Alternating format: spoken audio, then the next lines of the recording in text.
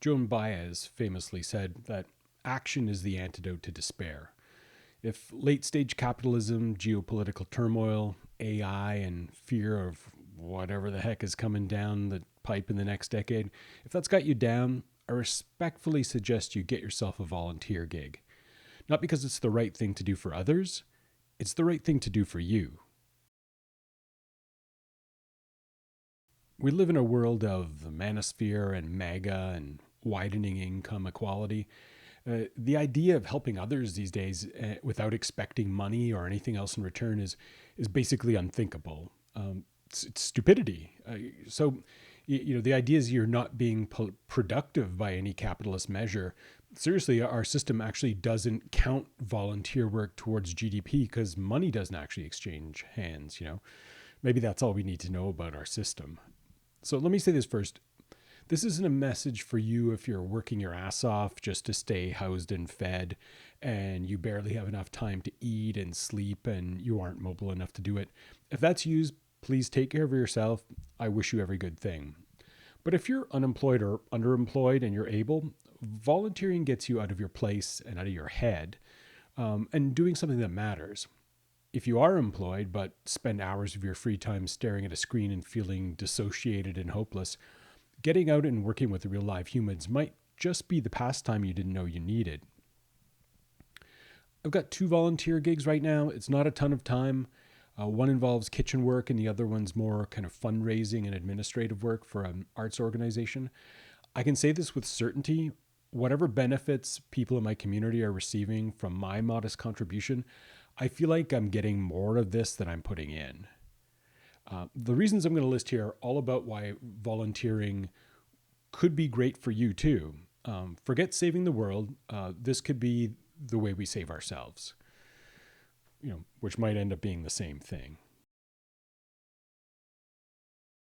Now, I might be a bit of a skewed sample since it's a bunch of people giving time to help other people or a cause, but in my experience, the strangers I met while volunteering were uniformly lovely people. I've met fellow musicians and found a jam night that they organize. I've had people tell me about job opportunities.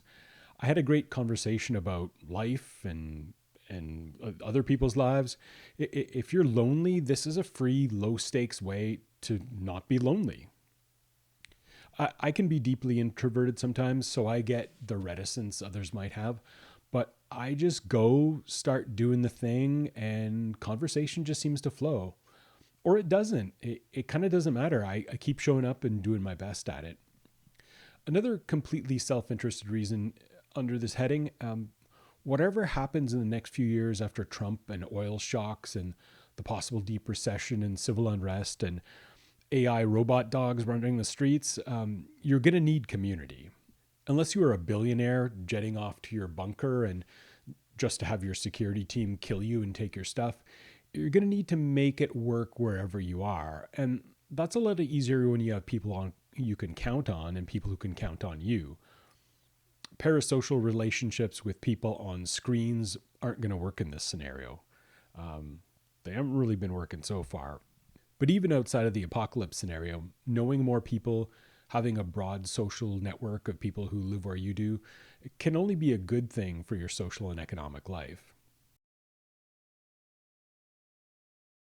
I have no illusions about changing the world here. One of my favorite quotes is from the novel Under the Volcano, where the character Hugh says, "Try persuading the world not to cut its throat for half a decade or more, like me, under one name or another, and it'll begin to dawn on you that even your behavior is part of its plan." But it feels good. It lifts my mood. I always feel lighter and more grateful for my life and the people I love. Helping others is often said to give people a helper's high, releasing dopamine and oxytocin while reducing stress, anxiety, and depression. Buddhists know this. They call it dana, and science knows it too. Researchers at Harvard's T.H. Chan School of Public Health found that regular volunteering and engaging in other acts of kindness can boost not just mental health, but also physical health and longevity. I've got a link to that study in the description. This is where I'm probably going to lose people who are fully bought into the neoliberal Ayn Rand hyper individualistic mindset, because any relationship to others not mediated by exchange of money is basically a socialist outrage and weakness. When we give our time to local nonprofits, food banks, shelters, even arts organizations, these places can fill gaps and make their budgets go further. Fewer people in desperate economic situations and with substance abuse problems make our cities and towns more fun and prosperous and safe, as more people can participate in the social and economic life of our communities. It builds social trust while reducing loneliness, because people find that their neighbors are actually cool and not like the people who scream at us on social media. It's a version of the argument one might make to billionaires. Why build a bunker when you and your company could have just paid a little bit more taxes, not fucked up the planet and our politics, and used your money and influence to make the world a more equitable and less literally on fire place? Then you wouldn't have to flee this widespread societal collapse, because you wouldn't have been party to making it happen in the first place. But anyway, the rest of us actually want to live in a community with other people and go to the grocery store and socialize with friends near where we live and have street parties and maple syrup festivals. And if everyone pitches in just a bit, we can really live in that cool place where everyone gets to partake.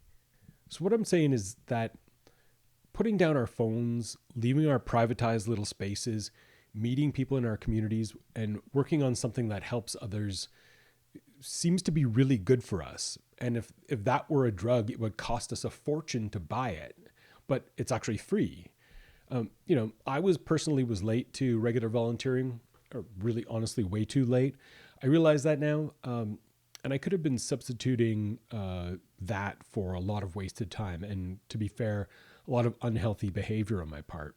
And again, I can do this because I got a level of privilege that makes it possible. Many people don't. I understand that. But if you can, just pick something, anything. It's a bit beside the point. Just get out there and find a group and start hanging out. So if it helps you get around whatever queasiness you have about helping others, just do it for yourself. Helping others is just kind of the bonus. Anyway, thanks, YouTube. We'll talk to you soon.